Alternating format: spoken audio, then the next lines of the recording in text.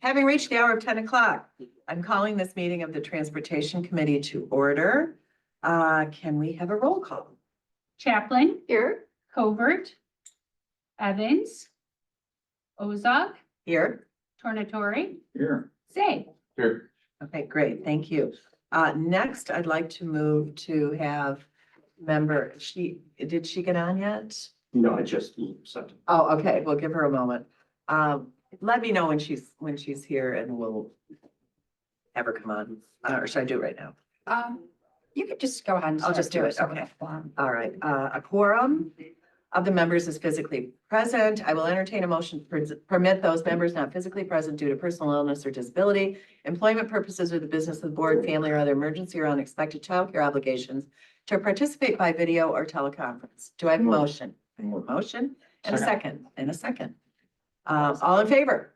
Aye. Okay, no opposed, and the motion carries. So let us know when. Oh, she's on now. Great. Okay. Welcome, Member Evans. Okay. Next, I don't have chair remarks at this moment. So we'll move on to public comment. And first I'd like to call David Winchell. If you'd like to speak, 3 minutes is our regulation, and let us hear your thoughts. If you'd like to stand up here, then you'd be on the video. If you stand up in the corner here, Well, I'm fine. whatever you choose. I'm fine. Thank Good you. morning. Thank you very much for letting me come here and talk. And I just wanted to make a comment. I live next to and across the street from the parking lot in Wayne, Illinois. And I wanted to comment on the conditions out there. There's been no maintenance in the 12 years that I've lived there. There's a well, a drinking fountain that hasn't been tested since 2019. And it's supposed to be tested yearly. It was shut down for COVID. And then what I was told by Rick Johnson from the DuPage County Health Department is that he contacted Sydney Kenyon to get it reinstated. And I think Sydney Kenyon just had it authorized to have it done by a well company by us without it being tested. So it was shut down originally because of COVID and then because of contamination in the well. Okay. So I think it's unsafe. The DuPage Department of Transportation refuses to acknowledge that as a parking lot, even though it's marked on maps all over the county as a parking lot. They've installed concrete barriers with exposed rebar that's sticking 4 inches out of the top. There's a non-ADA compliant toilet out there right now. There's non-ADA compliant surfaces. There's no ADA compliant signage. There's no ADA compliant pathway in between a designated parking space and where an ADA compliant toilet is going to be. The surfaces there, again, haven't been maintained for 12 years since I've been there. And during the icy conditions, like we've had this past winter, that drivers get stuck, particularly on the north side of the road, and end up just flooring it and trying to get out of there as fast as possible without even caring what happens on Army Trail Road. Again, I'm just across the street, so when 6 drivers get stuck there a day, it puts my family in harm's way, I think, more than the average user in that intersection. So I don't know. I think that you guys are approving something with the Prairie Path today. I think from what I was heard, what I was told, and maybe some of those will address the problems that we're having out by us. And just for the record, can you let us know, you're at Army Trail Road and the Prairie Path. Can you give us another cross street? You've got your address here. Well, Powis and Army Trail Powis, okay. is the closest intersection. Powis Army Trail, okay. Okay, thank you very much. Thank you. Okay, and next we have Don Kirchenberg. Yes, thank you very much, Hi, Don. Chairman Ozog and committee for the time. I'm here, I'm with the Friends of the Great Western Trails. And we've had an ongoing buckthorn issue with the excessive cutting, but I'll address that in another email. There's a parking lot problem with the Prairie Path to Geneva Road, but I sent an email about that yesterday. But I'm here today because 1 year ago at the February meeting of this committee, William Eden, is that how you pronounce your name? Edson, Edson, Yes. thank you. William Edson promised to investigate the use of and placement of a safety beacon at the dangerous crossing of the Great Western Trail and County Farm Road. He said the beacons are in use in Kane County, but not DuPage, and you wanted to investigate it. What happened with that study is why I'm here to follow up. Yeah, we don't offer responses during public comment. Of course, sorry.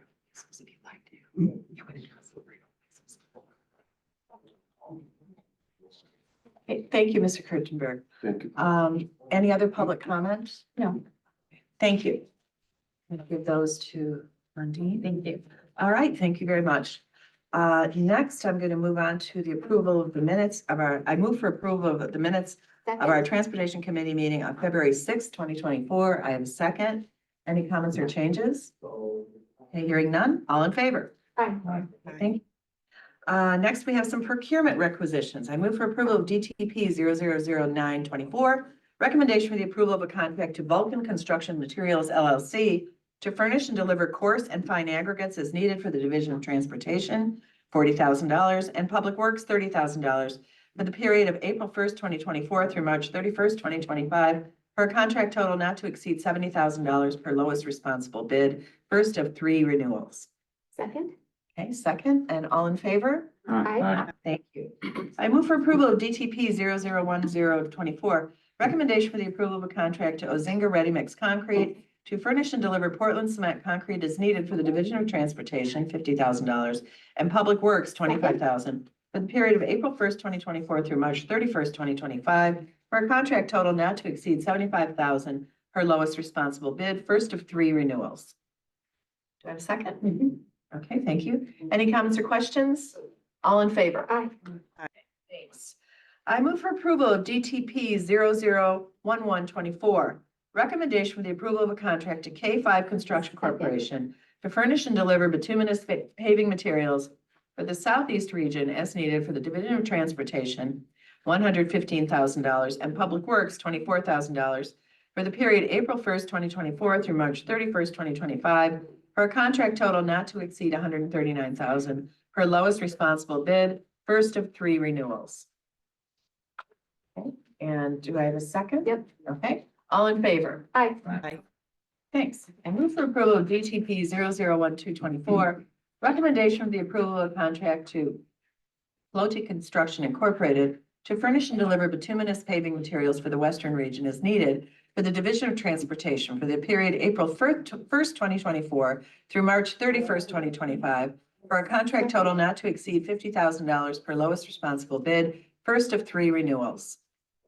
Second? Yes. Okay, second. All in favor? Aye.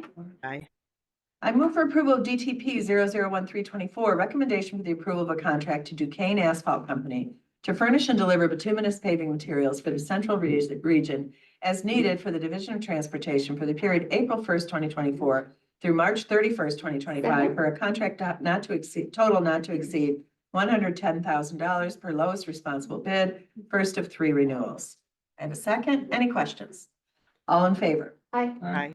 Okay, I move for approval of DTP 001424.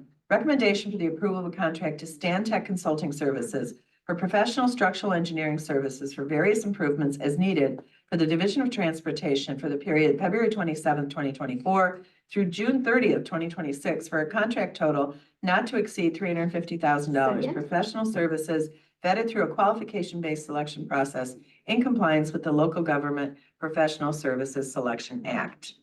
I have a second. Any comments or questions? All in favor? Aye. Okay. Next, we have an amending resolution. I move for approval of 240675, amendment to resolution DTR 026422, a local public agency agreement for federal participation with the Illinois Department of Transportation, the County of DuPage, for the Central Signal System Expansion Number 4 to decrease the county share $680,560 and increase the federal share Second? $730,000.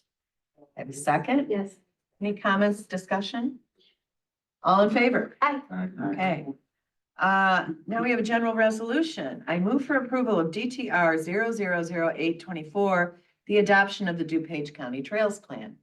Second? Second. Any comments or questions about this? All in favor? Aye. I move for approval of a grant proposal notification 240644, Surface Transportation Program, Illinois Department of Transportation, Federal Highway Administration, $4,413,920, Division of Transportation. Funding will be used for improvements at the intersection of Illinois Route 38, Roosevelt Road, and County Highway 23, Naperville Road, Second. including additional and extended turn lanes and replacement of the traffic signals. I have a second. Mhm. And any comments or questions about this? All in favor? Aye. Okay, next, we're going to have a presentation about the Cass Avenue Corridor Feasibility Study. Okay. Thank you very much, Chair Ozog. I'm going to review the work that DOT and our consultant has done looking at Cass Avenue in the southeastern portion of the county. Next slide, please. I'm going to share with you the results of the corridor study that we undertook. I think most of you were on the committee when we started this work, but just for a little context, the study looked at the portion of Cass Avenue from 91st Street to Concord Lane in Darien. Generally, it's the area from Argonne National Labs to just north of I-55, including the interchange. This area has long been has had a lot of interest from stakeholders, specifically from Argonne National Labs, the Army Reserve, which has its Parkhurst facility nearby, and the DuPage County Forest Preserve, as well as the residents. During the pandemic, interest in this area was heightened as we saw a huge increase in the usage of Waterfall Glen Forest Preserve and the related trails. And there were unfortunately 2 fatal crashes in the study area, both of which involved motorcycles. We've also heard about ongoing developments that have been proposed along the frontage roads and the noticeable number of pedestrians and cyclists that have been using the area, both the frontage roads and Cass Avenue themselves. With all of this, we are recently seeing traffic volumes return to the pre-pandemic levels, including the traffic on I-55, which influences this area as well. We hired CDM Smith as our consultant to study the existing conditions in the area, look at alternatives that would be feasible to address any concerns that we heard from the stakeholders.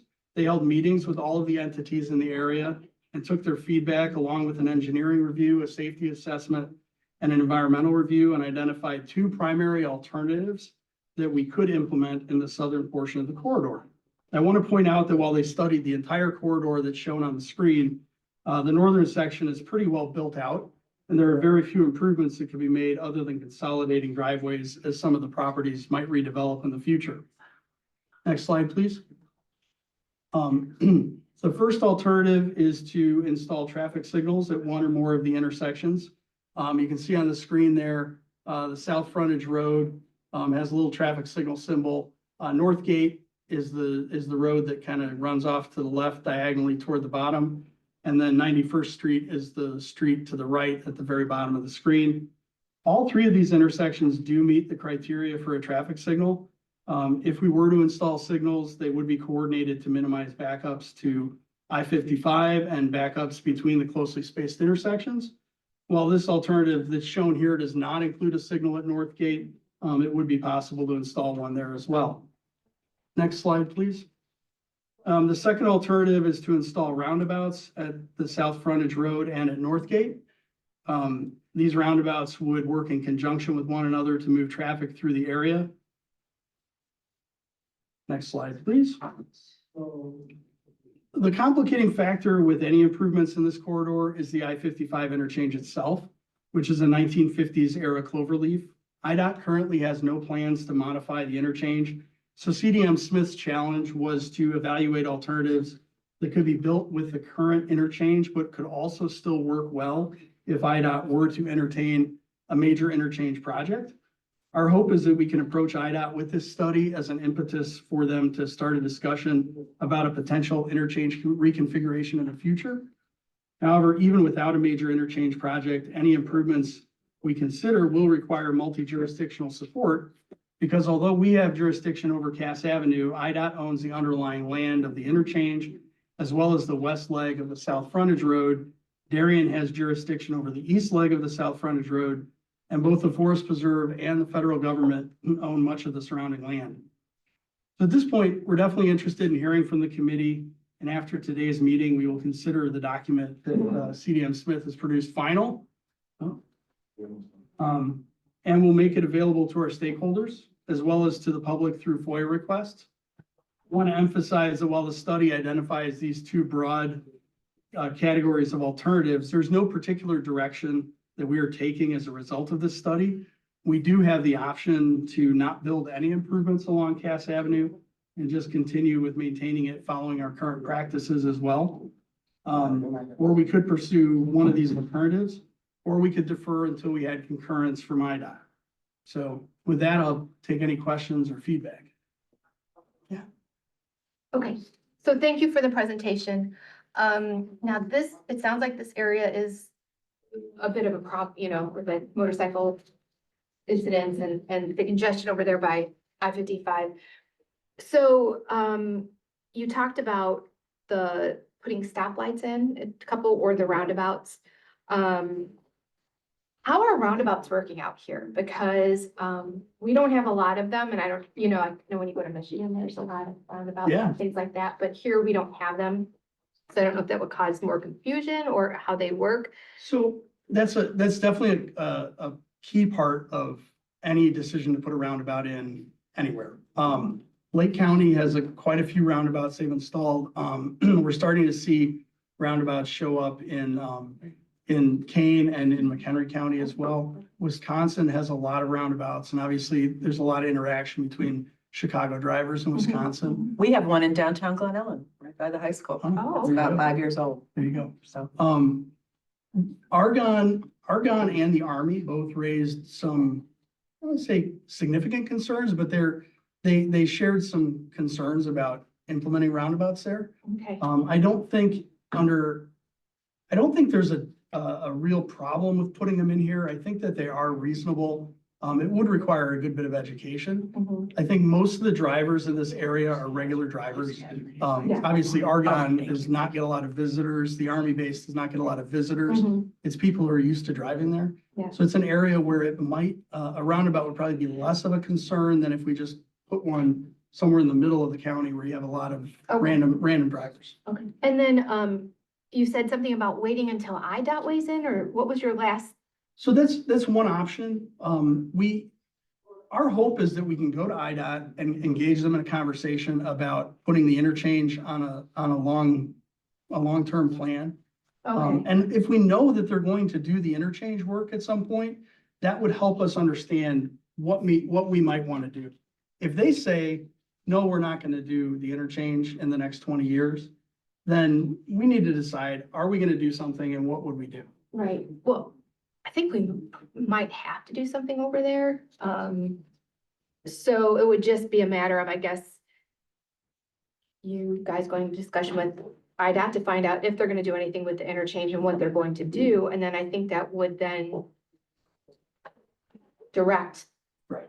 us to which direction we wanna take, but I think it's something that we need to stay on top of and keep our eye on, definitely, and those are some of my questions, so.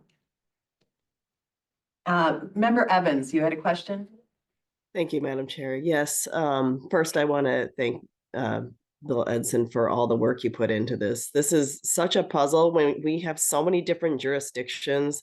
This is kind of the puzzle for all of District 3. There's just so many different jurisdictions, and I appreciate all the work you put into this. My question is, well, I would say if you're looking for committee input, my own view is that putting in signals, if IDOT decides not to do anything with that intersection, putting in a few lights might be a great option. And my question is, if we did do roundabouts, how would that, I feel like there's a lot of bike riders there. It seems like it would be more difficult for them to navigate a roundabout versus traffic lights. The roundabouts can certainly accommodate cyclists, but I think from what people are used to using in Chicagoland, I think that's, your assessment's right, Member Evans, that folks would be definitely much more comfortable riding up to a signal, pushing a button and getting a walk light. Okay, thank you. So I think in terms of direction, you can start with a conversation with IDOT Mhm. and, Mhm.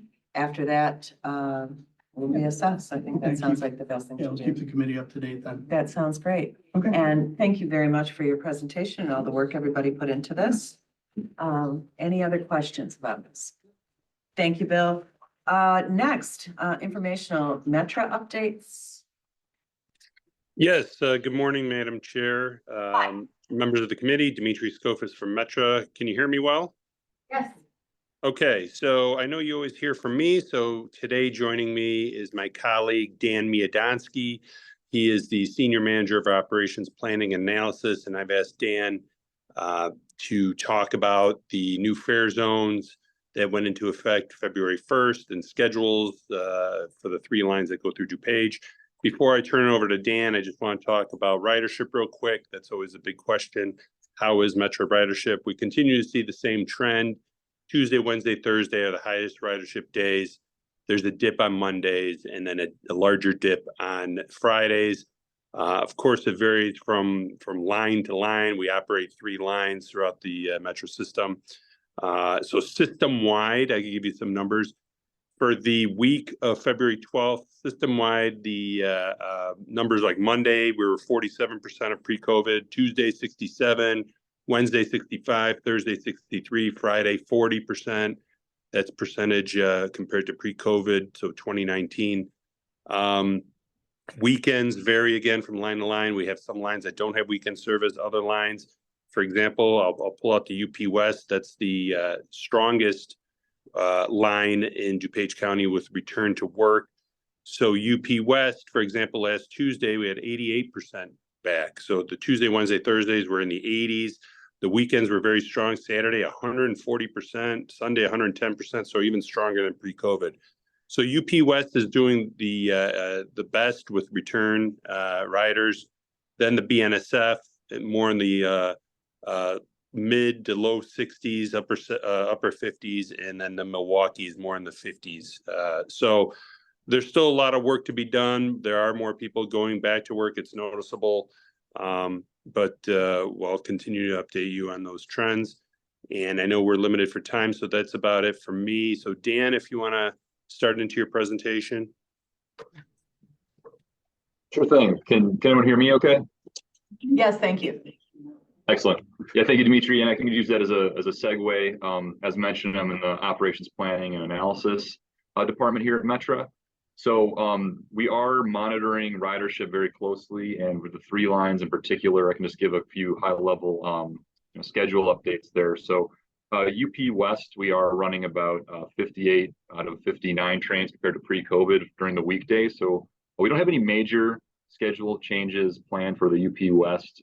We did have a fairly large expansion at the end of, I believe, 2022, and then we revised it slightly in May of last year.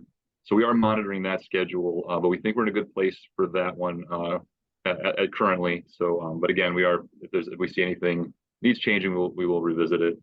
For the Milwaukee West, that's running a little bit fewer trains than compared to pre-COVID, about 52 compared to 58. We are studying that line right now. We're hoping, that is one of the lines we don't dispatch. So we do have to work with our freight partners on that line. We are hoping to increase service later this year. So we are studying that, and if all goes well, it'll be later in the year enhancement. And then the BNSF, we're running 91 trains compared to 97. We are also monitoring trends on that line also because it is the busiest metro line. We have seen some trains get pretty full, which is great to see. So actually recently we just added some cars to some, we call them consists, but they're trains. So we made the trains longer to accommodate ridership, and we're seeing if that's sufficient, or we'll know if we need to revisit the weekday schedule. We're also studying the weekend schedule. Part of our our post-COVID approach is trying to get ridership in any which way. So we are seeing if we can get some more recreational riders. We are taking a hard look currently at the BNSF weekend schedule as well to see if there's any enhancements there. We did add service in 2019 in the summer. We're seeing if there's anything else that we can do there, just as manpower and equipment allows. So that's kind of a high-level update of schedules. I can pause here if there's any questions or comments. Any questions from the committee? Member Desart. Thank you. Yeah, I'm glad. Thank you for your presentation. I'm glad that you started mentioning the Burlington Northern line, since that's the predominant line that goes through DuPage County. What I was wondering is about when your new fares went into effect February 1st, I know there was a glitch for 2, 3, 4 days. Did Metro lose money, or did the company that provided the new equipment take the fall for the money lost? So it is a good question. So yeah, it was unfortunate. That was the next part of my discussion. We were really excited about this February 1st fare change. A lot of things there that I think are positive. But the Ventra app did crash, and that's super unfortunate. We're working with our vendor. Cubic is the name of the vendor, and actually it's part of the contractual arrangement with Cubic. There are damages provisions. So we're still crunching the numbers to see what exactly what revenue was lost. There's a kind of a process we have to work through in order to claim that. And it's not the first time the Ventura app has failed, unfortunately. So we have done this process in the past, but with still a lot of we still have some analysis to do, especially because it gets a little murky too with like monthly passes, because Metro may not be out that revenue, for example, if it's someone's going to buy the monthly anyway and does buy the monthly. So it is something we are working through with the vendor Cubic. Thank you, Madam Chair. Okay, thank you. Any other questions? Madam Chair, sorry, I had a question. Sure. Oh, I'm sorry. Member Evans, please. Sorry. Thank you. Thank you, Daniel, for your presentation. I have a question. This would not help Metro at all with your revenue, but would there be any appetite for doing something like in the summers? The ridership is so low on Fridays.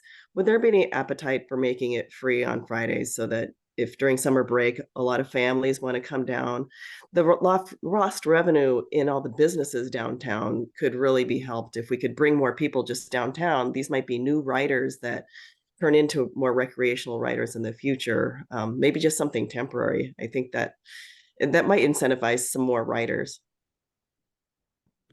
Yeah, I mean, that's a really good thought, and definitely I'm on board with the idea of getting more recreational riders or incentivizing folks to get on the train more. I know we are, it's a very complicated question, especially because we do have an obligation to make some fare box recovery. There's questions out there what the appropriate recovery ratio should be, but making something completely free on Fridays might be challenging from a budget situation. And one thing we'll say, and I can kind of transition a little bit to what I wanted, the higher level points for the fare changes. One thing we were very excited about, we did keep the fares far lower than what they were compared to pre-COVID. So I know we had that $100 Super Saver pass during the pandemic, and to compare that to pre-COVID prices, that was just a great deal. And what we were really happy about with our fare change proposal for February 1st was that those prices are still far, far lower than 2019. So we have 3 price points now for monthly, for example, and all the highest monthly pass right now is $135. So I know it's maybe not quite free for certain folks, but it is far, far less expensive than traditionally has been. I think if you go back to the 90s or 80s to have those price points for those multi passes at certain stations. And then another thing we are doing too, just as part of the fare changes, some high level points. It's all on our website as well, but we did condense the zones from 10 zones to 4 zones, again, in an effort to make it as simple as possible for folks to use our system, perhaps for the first time, so they don't have to navigate a large fare system. It's a pretty easy map to understand. And then also one thing we are doing is lowering the price for folks not coming downtown, just anyone, it's a very small segment of our population, of our riders rather. And so what we're trying to do is just make it so if you're, only have to go a few stops, for example, maybe Metro was priced out of your range before, but now it's all $375. So not going downtown, it's just a $375 charge. So you want to go from Downers Grove to Brookfield, that's just $3.75. Makes it very easy for fare collection because it's just one price point to remember. And again, because it's only about 5% of our riders that the revenue hit, it's not going to be too bad. So we're able to experiment with this. And so again, we're trying to just grow ridership in any which way. So that's we had similar thoughts as how to grow ridership, is just make it as easy as possible and keep the prices as low as possible while still achieving our budget goals. Thank you so much. I realize how complicated it is, and maybe it's even a better idea, like to reach out to for somebody like me, reach out to chambers of commerce. Hey, maybe buy some tickets for people, and they'll come downtown. Yeah, for sure. Yeah, and to add, this is Dimitri, to add, we do have the weekend fair program, which is substantially less. Dan, I don't know if off the top of your head, you have those numbers, what those sure. fares are. It's But we've also $7 for run one other day. specials in the past too for weekends. Friday, we've done, special events or whatever. But yeah, the fair, if you want to mention what the fares are for weekends. Yeah, sorry about that. Yeah, it's $7 for a 1-day pass. So on a Saturday or a Sunday, it's just $7, and it's anywhere in the system all day. So you can take multiple trips. And then for if you want to do both days, it's $10. So it's very, very affordable for the weekend for some of those recreational riders. It does, and also it does because of our way our schedules and just our services set up. Monday through Friday, our schedules are different than Saturday, Sunday. So that's part of the rationale too. We do run a different schedule on weekends, so that's why it's the $10 fare is just for Saturday and Sunday. Okay. Yeah. Dimitri and Dan, thank you both so much. Really appreciate all your input today. I do have one very quick question. How's the app working? As of this morning, it is working. Good It day. is something that I know it's obviously super unfortunate, not ideal how we wanted to roll it out, but that's something that we are working. Our vendors have been working on basically around the clock to try to fix make it more stable, I should say. Okay. That's very good. Yeah. And just to add real quick, the Metro Board of Directors meets once a month, and they meet tomorrow, and representatives from Cubic will be there. So I'm sure there'll be some media reports out there, but you could also watch the meeting live through our website. So that's all I have. Okay, Dimitri and Dan, thank you both so much. Really appreciate the report and hope things continue to go more smoothly. Thank you. Thank you. Next, any old business? Mr. Zeg. Yeah, sorry, well, we're gonna have to, I like keeping my tax dollars in DuPage, though I don't wanna go downtown. These parking lots, what they talked about in public comment, I'm concerned, because sometimes is it Forest Preserve, is it us, the one up in Wayne, is that our lot? Yeah, so we've been discussing it. I mean, what's at issue right now is the trails are recreational trails. We do not have parking lots in the county right of way. And so there's these gravel areas that have been commonly used for parking. That's correct. They're not. Yeah. And so legally, they're not parking lots. And so we've taken a lot of the feedback that we've gotten from public comment, both by email and in the public comment today. We are working with the state's attorney's office and working with our sign shop to get established how those need to be properly signed to make sure that it's clear. I mean, obviously, it's my district, I go up there, can we meet one day and go up there and take a look at these and talk about it? Yeah. Would that be okay? Yeah. Okay, thank you. And the other one was County Farm, I know, he hasn't been here, but I know we did some construction out there. I know we're working on stuff, I mean, the flashers, I know we had talked about it, but there was a safety issue with that too. Yeah, there's definitely, so we built a refuge median, out there, as part of, we came to the committee, had several conversations, roughly a year ago. And we did build that concrete, raised median with the refuge area for the cyclists and pedestrians to cross. At that time, and we talked about it with the committee, the decision was there's concerns from IDOT about the appropriateness of the different kinds of flashers. And there's different devices out there. For this particular road, with the study that Southern Illinois University did a few years ago based on a fatal crash in Mount Prospect, the guidance out of that study is that there should not be a flasher at that type of a location based on the speed of the road, the traffic volume on the road. The refuge median does seem to be addressing the issue, and we can definitely look at additional countermeasures if there's an ongoing issue. But from the construction perspective, it was able to do what it needed to do. Okay, because I agree with you, because I think the flashers unfortunately are dangerous because some people pay attention, some don't. Some people will stop thinking it's a stopping flash. The other lane doesn't. The biker goes across and gets hit. So there's concerns there that our people will stop, they get rear-ended from behind. There's a lot of issues there that people don't understand. Talk about roundabouts. A lot of people don't understand That's flashing right. lights either. And if you've seen what was built last year, it's Yeah. it's very large. So there's really Yeah, we two did a sides very where good the path goes through. And I think you could get at least 10 bikes up there, passengers. So it's I think it's a good solution. So Okay. for the time being, that's where we're at with those. Great, thank you. Any new business? I just had. Member Chaplin? I'm sorry, I just have, yes, and we had talked with Chris Schneider years ago about a flashing light on Highland Avenue in Downers Grove between Ogden and the hospital. They said they could not put one there for a similar reason, because sometimes it gives people a false sense of security too, and then they cross and the car comes and then they get hit as well. So, we did end up, and they really just encourage people to cross at where the lights are, to just be extra safe. But you mentioned our traffic is now getting up towards pre-pandemic levels again, right? So, and I noticed that traffic is, Horrible. what was that? Horrible. It is horrible. And yesterday I was driving behind a person that was swerving all over the road, right? And you could see, then they put their phone up in the little thing on their dashboard, but it was so I'm wondering if this committee, maybe we can, work with legislative to if people are gonna be using their cell phones like that, have them like $1,000 fine.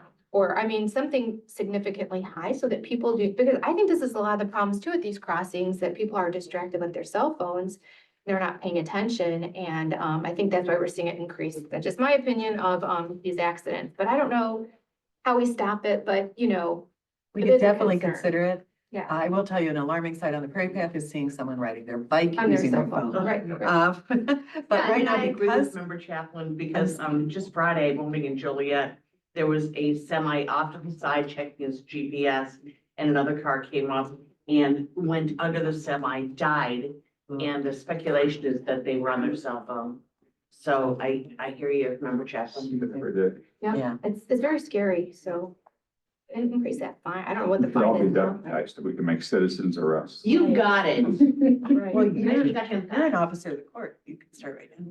I don't think I want Sitting too close to each other. Does that count?